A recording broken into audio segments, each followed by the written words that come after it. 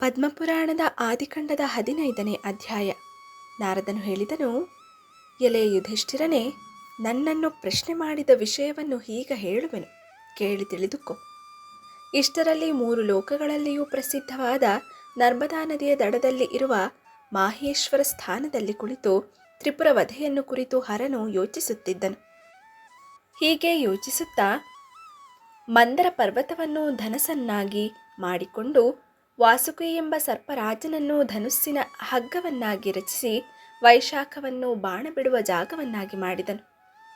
ವಿಷ್ಣುವನ್ನು ಬಾಣವನ್ನಾಗಿ ಮಾಡಿ ಅದರ ಮುಖದಲ್ಲಿ ಅಗ್ನಿಯನ್ನಿಟ್ಟು ಅದನ್ನು ವಾಯುವಿನೊಂದಿಗೆ ಸೇರಿಸಿದನು. 4 ವೇದಗಳು ಕುದುರೆಗಳಾದವು, ಸರ್ವ ದೇವತೆಗಳು ರಥವಾಗಿ ನಿಂತವು. ಅಶ್ವಿನಿ ದೇವತೆಗಳು 2 ಚಕ್ರವಾದರು. ಚಕ್ರಧರನೇ ಚಕ್ರದ ಅಚ್ಚಾದನು. ಧನುಸ್ಸಿನ ಕೊನೆಯ ಭಾಗದಲ್ಲಿ ಇಂದ್ರನು ಸಿದ್ಧನಾಗಿ ನಿಂತನು. ಕುಬೇರನು ಬಾಣದಲ್ಲಿ ಸೇರಿದನು. ಬಲಗೈಯಲ್ಲಿ ಯಮನು, ಎಡಗೈಯಲ್ಲಿ ಮೃತ್ಯು ಸಿದ್ಧರಾದರು. ಸರ್ವಲೋಕ ಪ್ರಸಿದ್ಧರಾದ ಗಂಧರ್ವರೇ ಚಕ್ರದ ಹಾರೆಕಾಲುಗಳಾದರು. ಪ್ರಜಾಸೃಷ್ಟವಾದ ಬ್ರಹ್ಮನೇ ಸಾರಥಿಯಾದನು. ದೇವತೆಗಳಿಗೆಲ್ಲ ಅಧಿಪತಿಯಾದ ಶಿವನು, ಹೀಗೆ ಶಿವನು ಸರ್ವದೇವತಾತ್ಮಕವಾದ ರಥವನ್ನು ಸಿದ್ಧಪಡಿಸಿಕೊಂಡು 1000 ವರ್ಷಗಳ ಕಾಲ ಗುರಿ ಮಾಡುತ್ತಾ ನಿಶ್ಚಲನಾಗಿ ನಿಂತನು. ಆ 3 ಪಟ್ಟಣಗಳು ಒಟ್ಟಿಗೆ ಸೇರುವ ಕಾಲವನ್ನು ಹೀಗೆ ನಿರೀಕ್ಷಿಸುತ್ತಿದ್ದು, ಸೇರಿದೊಡನೆಯೇ ಶೂಲದಿಂದ ಇರಿದನು ಮತ್ತು ಸಿದ್ಧವಾದ ಆ ಬಾಣವನ್ನು ತ್ರಿಪುರದ ಮೇಲೆ ಪ್ರಯೋಗಿಸಿದನು. ತಕ್ಷಣವೇ ಸ್ತ್ರೀಯರ ತೇಜಸ್ಸೆಲ್ಲ ನಷ್ಟವಾಯಿತು, ಬಲವು ಕುಂದಿತು. ಆ ಪಟ್ಟಣದಲ್ಲಿ 1000 ಉತ್ಪಾತಗಳು ತಲೆದೂರಿದವು. ಆ ಪರಶಿವನು ತ್ರಿಪುರ ವಿನಾಶಕ್ಕಾಗಿ ವೃತ್ತಿ ಸ್ವರೂಪವನ್ನು ತಾಳಿದನು. ಅಲ್ಲಿರುವ ಜನರು ಕಷ್ಟಗಳನ್ನು ಹೊಂದಿ ಹೆದರಿದವರಾಗಿ ನಗುವುದನ್ನೇ ಬಿಟ್ಟು ಬಿಟ್ಟರು. ಚಿತ್ರದಲ್ಲಿ ಬರೆದ ಬೊಂಬೆಗಳಂತಿದ್ದು ರೆಪ್ಪೆಯನ್ನು ತೆಗೆಯುವುದು ಮುಚ್ಚುವುದನ್ನು ಮಾತ್ರ ಮಾಡುತ್ತಿದ್ದರು. ಹೀಗೆ ಉತ್ಪಾತಗಳನ್ನು ಕಾಣುತ್ತಿರುವ ಜನರ ಬಲವನ್ನು, ಬುದ್ಧಿಯನ್ನು ಹರನು ಕೋಪದಿಂದ ನಾಶ ಮಾಡಿದನು. ಸ್ವಪ್ನದಲ್ಲಿ ಕೆಂಪು ಬಟ್ಟೆಗಳನ್ನು ಧರಿಸಿ ತಮ್ಮನ್ನೇ ನೋಡಿದರು ಮತ್ತು ಯಾವುದು ಸ್ವಪ್ನದಲ್ಲಿ ಕಂಡರೆ ಕೆಟ್ಟದ್ದೆಂದು ಹೇಳಲ್ಪಟ್ಟಿದೆಯೋ ಅಂತಹ ಸಮಸ್ತ ಸ್ವಪ್ನಗಳನ್ನು ನೋಡಿದರು. ಯುಗಾಂತ ಸಮಯದಲ್ಲಿ ಬೀಸುವ ವಾಯುವಿಗೆ ಸಮಾನವಾದ ಸಂವರ್ತಕವೆಂಬ ವಾಯುವಿನಿಂದ ಪ್ರೇರಿತವಾದ ಅಗ್ನಿಯು ಮೇಲಿನ ಭಾಗಗಳಲ್ಲಿ ಹತ್ತಿಕೊಂಡಿತು. ಅಲ್ಲಿರುವ ಮರಗಳೆಲ್ಲವೂ ಹತ್ತಿಕೊಂಡು ಉರಿಯಲಾರಂಭಿಸಿತು. ಮನೆಯ ಮೇಲು ಭಾಗಗಳೆಲ್ಲ ಉರಿಯುತ್ತಾ ಬೀಳಲಾರಂಭಿಸಿದವು. ಆ ಸಮಯದಲ್ಲಿ ಜನರು ದಿಕ್ಕು ತೋಚದೆ ಆಹಾಕಾರ ಮಾಡಲಾರಂಭಿಸಿದರು. ಆ ಬಾಣಗಳ ಜ್ವಾಲೆಗಳಿಂದ ಹತ್ತಿಕೊಂಡು ಉರಿಯುತ್ತಾ ಉದ್ಯಾನಗಳೆಲ್ಲವೂ ಬೂದಿಯಾದವು. ಮರಗಳು, ಉದ್ಯಾನದ ಭಾಗಗಳು, ನಾನಾ ವಿಧವಾದ ಮನೆಗಳು ಇವುಗಳೆಲ್ಲವೂ ಸುಟ್ಟು ಬೂದಿಯಾದವು. ಅಗ್ನಿಯು 10 ದಿಕ್ಕುಗಳಲ್ಲಿಯೂ ಪ್ರಸರಿಸಿತು. ಪಟ್ಟಣದ ನಾನಾ ಭಾಗಗಳಲ್ಲಿ 1000 ಜ್ವಾಲೆಗಳು ಹೊರಟವು. ಹೀಗೆ 10 ದಿಕ್ಕುಗಳಲ್ಲೂ ಪ್ರಸರಿಸಿರುವ ಜ್ವಾಲೆಗಳನ್ನು ನೋಡಿ ಮನಃಶಿಲೆಗಳಿಂದಲೇನಾದರೂ ಈ ಭಾಗಗಳೆಲ್ಲ ತುಂಬಿರುವವೋ ಎಂದು ಊಹಿಸುವಂತಿತ್ತು. ಈ ಪಟ್ಟಣಗಳೆಲ್ಲವೂ ಅರಳಿರುವ ಹೂಗಳಿಂದ ತುಂಬಿರುವ ಮುತ್ತುಗದ ಮರಗಳಿಂದ ತುಂಬಿರುವವೋ ಎಂಬಂತೆ ತೋರುತ್ತಿತ್ತು.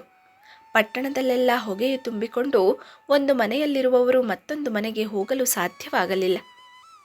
ಆ ತ್ರಿಪುರವೆಂಬ ಪಟ್ಟಣವು ಹರ ಕೋಪಾಗ್ನಿಯಿಂದ ಸುಡಲ್ಪಟ್ಟು ಎಲ್ಲ ಕಡೆಯಲ್ಲೂ ರೋದನದಿಂದಲೂ ದುಃಖ ಪರಂಪರೆಯಿಂದಲೂ ಕೂಡಿ ಹತ್ತಿಕೊಂಡು ಹುರಿಯುತ್ತಿತ್ತು. 1000 ಮನೆಯ ಶಿಖರಗಳು ಉರಿದು ದಡದಡನೆ ಬೀಳುತ್ತಿದ್ದವು. 7 ಅಂತಸ್ತಿನಿಂದ ಕೂಡಿರುವ ನಾನಾ ರತ್ನಗಳಿಂದ ಶೋಭಿಸುತ್ತಲಿರುವ ಎಷ್ಟೋ ಮನೆಗಳು ಕ್ಷಣಕಾಲದಲ್ಲೇ ಹತ್ತಿ ಉರಿಯುತ್ತಿದ್ದವು. ಹೊರಗಿರುವ ಮರಗಳು, ಜನಗಳು ವಾಸಿಸುವ ಜಾಗಗಳು, ದೇವಾಲಯಗಳು ಹೊತ್ತಿ ಹುರಿಯಲಾರಂಭಿಸಿದವು.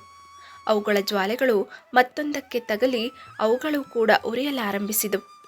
ಅಗ್ನಿಗೆ ಸಿಕ್ಕಿದ ಜನಗಳು ನಾನಾ ಕೂಗುಗಳಿಂದ ಕೂಗಾಡುತ್ತಾ ಅಳಲಾರಂಭಿಸಿದರು. ಅಲ್ಲಿ ಬಿದ್ದಿರುವ ಬೆಂಕಿಯ ಕೆಂಡದ ರಾಶಿಗಳು ಬೆಟ್ಟಗಳ ಸಮುದಾಯದಂತಿದ್ದವು. ಪಟ್ಟಣದಲ್ಲಿರುವ ಪ್ರಜೆಗಳೆಲ್ಲರೂ ದೇವದೇವನಾದ ಶಿವನನ್ನು ಪ್ರಭೋ, ನನ್ನನ್ನು ಕಾಪಾಡು ಎಂಬುದಾಗಿ ಕೂಗಿಕೊಳ್ಳುತ್ತಿದ್ದರು. ಆ ಪಟ್ಟಣದಲ್ಲಿರುವ ದಾನವರು ಒಬ್ಬರು ಮತ್ತೊಬ್ಬರನ್ನು ಅಪ್ಪಿಕೊಂಡು ಜ್ವಾಲೆಗೆ ಸಿಲುಕಿ 1000 ಮಂದಿ ಒಟ್ಟೊಟ್ಟಿಗೆ ಅಗ್ನಿಗೆ ಆಹುತಿಯಾದರು. ರತ್ನಗಳಿಂದ ಅಲಂಕೃತವಾದ ಅರಮನೆಗಳೆಲ್ಲವೂ ಉರಿಯುತ್ತಿದ್ದವು. ಹಂಸ ವಿಶೇಷಗಳಿಂದಲೂ ಕಮಲಗಳಿಂದಲೂ ಕೂಡಿರುವ ಕೊಳಗಳು, ಪುರೋದ್ಯಾನಗಳು, ಬಾವಿಗಳು ಇವೆಲ್ಲವೂ ಅಗ್ನಿಗೆ ಸಿಲುಕಿ ಹಾಳಾದವು. ಈ ಬಾವಿಗಳಾದರೂ ಯಾವಾಗಲೂ ಬಾಡದಿರುವ ಕಮಲಗಳಿಂದ ಕೂಡಿ 100 ಗಾವುದ ಪ್ರದೇಶಗಳನ್ನು ವ್ಯಾಪಿಸಿಕೊಂಡಿದ್ದವು ಮತ್ತು ರತ್ನಾಲಂಕೃತವಾದ ಬೆಟ್ಟದ ಶಿಖರಗಳಂತಿರುವ ಪ್ರಾಸಾದಗಳೆಲ್ಲವೂ ಅಗ್ನಿಗೆ ತುತ್ತಾದವು. ಅಗ್ನಿಗೆ ಸಿಲುಕಿದ ಇವುಗಳೆಲ್ಲವೂ ಬೂದಿಯಾಗಿ ನೀರಿಲ್ಲದ ಮೇಘಗಳಂತೆ ಮಾಯವಾದವು. ಆ ಅಗ್ನಿಯಾದರೂ ಹರನ ಕ್ರೋಧದ ಸಹಾಯವನ್ನು ಹೊಂದಿ ಹೆಂಗಸರು, ಮಕ್ಕಳು, ಮುದುಕರು, ದನಗಳು, ಪಕ್ಷಿಗಳು, ಕುದುರೆಗಳು ಎಂಬ ವಿವೇಕವಿಲ್ಲದೆ ಅಪರಾಧಗಳ ಕಡೆ ದೃಷ್ಟಿಯಿಡದೆ ಎಲ್ಲವನ್ನೂ ಸುಟ್ಟು ಬೂದಿ ಮಾಡಿತು. ಶತ್ರುಗಳು, ಮಲಗಿದ್ದವರು, ನಿದ್ರಿಸುತ್ತಿದ್ದವರು, ಎಷ್ಟೋ ಮಂದಿಗಳು ಅಗ್ನಿಯಲ್ಲಿ ಬೆರೆತು ಹೋದರು. ಎಷ್ಟೋ ಮಂದಿಗಳು ಮಕ್ಕಳನ್ನು ತಬ್ಬಿ ನಿದ್ರಿಸುತ್ತಾ ಹಾಗೆಯೇ ಅಗ್ನಿಗೆ ತುತ್ತಾದರು. ಹೀಗೆ ಆ ಪಟ್ಟಣವು ಜ್ವಲಿಸುತ್ತಿರಲಾಗಿ ಅಪ್ಸರ ಸ್ತ್ರೀಯರಿಗೆ ಸಮಾನರಾದ ಸ್ತ್ರೀಯರು ಅಗ್ನಿಗೆ ತಮ್ಮ ದೇಹವನ್ನು ಒಪ್ಪಿಸಿ ಕೆಳಗೆ ಬೀಳುತ್ತಿದ್ದರು. ಮುತ್ತಿನ ಹಾರವನ್ನು ಧರಿಸಿ ಮಲಗಿ ನಿದ್ರಿಸುತ್ತಿದ್ದ ಮಧ್ಯ ಯೌವನದಿಂದ ಕೂಡಿರುವ ಅಂಗನೆಯೊಬ್ಬಳು ಹೊಗೆಯ ಬಾಧೆಯಿಂದ ಎಚ್ಚೆತ್ತು ಅಗ್ನಿ ಜ್ವಾಲೆಗೆ ಗುರಿಯಾಗಿ ಮಗನನ್ನು ನೆನೆಸಿಕೊಂಡು ಭೂಮಿಯ ಮೇಲೆ ಬಿದ್ದಳು. ಸುವರ್ಣದ ಮೈಬಣ್ಣವುಳ್ಳ ಮತ್ತೋರ್ವಳು ಇಂದ್ರನೀಲ ಮಣಿಗಳ ಆಭರಣಗಳಿಂದ ಯುಕ್ತಳಾಗಿ ಹೊಗೆಯಿಂದ ದಿಕ್ಕು ತೋಚದೆ ಭೂಮಿಯಲ್ಲಿ ಬಿದ್ದು ಬಿಟ್ಟಳು.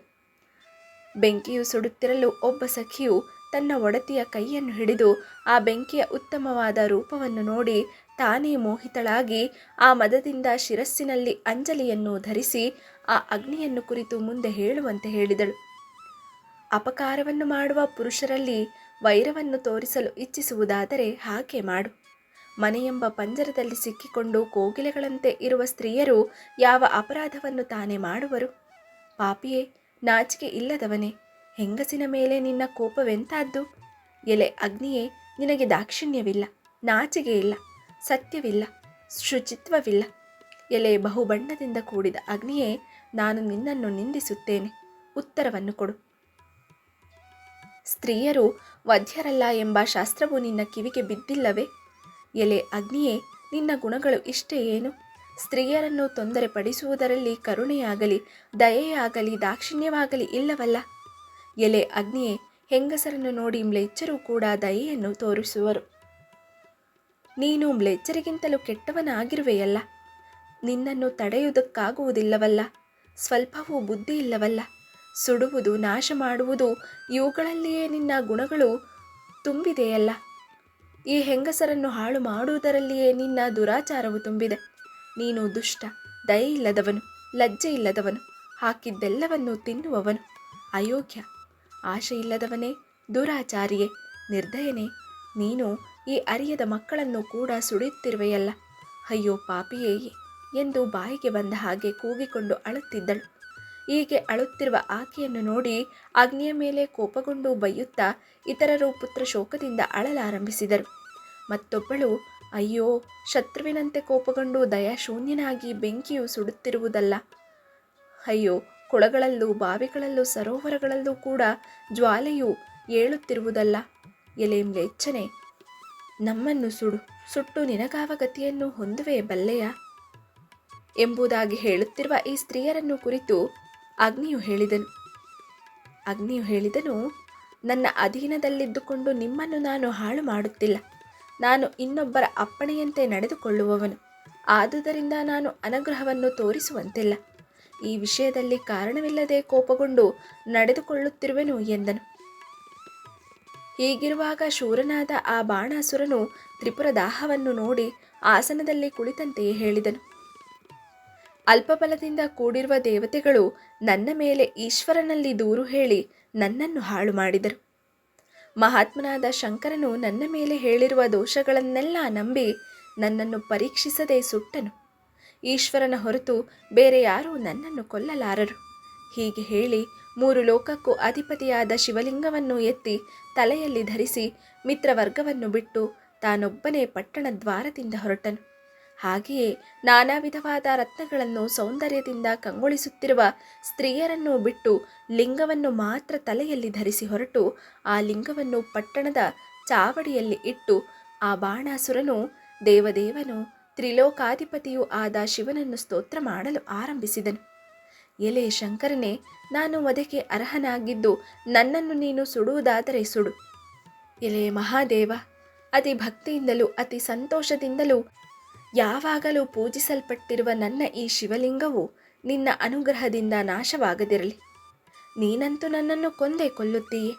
ನನ್ನ ಈ ಶಿವಲಿಂಗವು ಮಾತ್ರ ಹಾಳಾಗದಿರಲಿ. ನಿನ್ನ ಪಾದವನ್ನು ಮಾತ್ರ ನಾನು ಹೊಂದಬೇಕು. ಎಲೆ ಮಹಾದೇವನೇ, ಜನ್ಮ ಜನ್ಮದಲ್ಲಿಯೂ ನಿನ್ನ ಪಾದದಲ್ಲಿ ಆಸಕ್ತನಾಗಿದ್ದೇನೆ, ನನ್ನನ್ನು ಅನುಗ್ರಹಿಸು.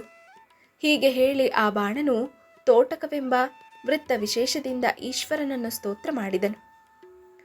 ಮಂಗಳದಿಂದ ಕೂಡಿ ಮಂಗಳವನ್ನುಂಟು ಮಾಡುತ್ತಾ ಸರ್ವಕ್ಕೂ ಕಾರಣನಾದ ನಿನಗೆ ನಮಸ್ಕಾರವು.